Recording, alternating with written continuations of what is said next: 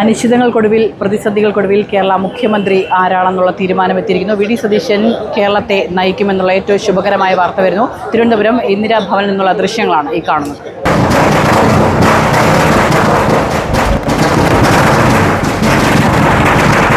കോൺഗ്രസ് ഇന്ദിരാ ഭവനിൽ നിന്നുള്ള ദൃശ്യങ്ങളാണ് ഇപ്പോൾ ഈ കാണുന്നത്.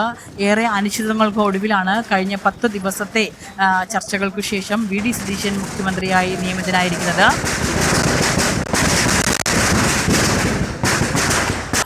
കേരളത്തിൽ തിരഞ്ഞെടുപ്പിന് ശേഷം ഇതാദ്യമായാണ് ഇത്രയും ദിവസം മുഖ്യമന്ത്രി ആര് എന്നുള്ളൊരു ചോദ്യം അവശേഷിക്കുന്നത്. ഇപ്പോൾ ആ ചോദ്യങ്ങൾക്കൊക്കെ തന്നെ വിരാമം ഇട്ടുകൊണ്ട് കേരളത്തിൻ്റെ മുഖ്യമന്ത്രിയായി വി ഡി സതീശൻ നിയമിതനായിരിക്കുന്നു.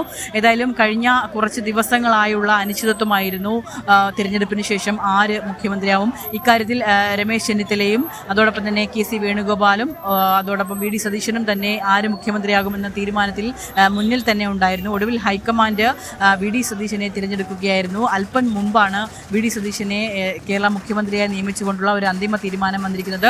ഏതായാലും ഇന്ദിരാ ഭവൻ എന്നുള്ള പ്രകടനത്തിന്റെ ദൃശ്യങ്ങളാണ് കാണുന്നത്. കോൺഗ്രസ് പ്രവർത്തകർക്ക് വി ഡി സതീശൻ നൽകിയ ഒരു യുവത്വത്തിന് നൽകിയ ഊർജ്ജവും അതോടൊപ്പം തന്നെ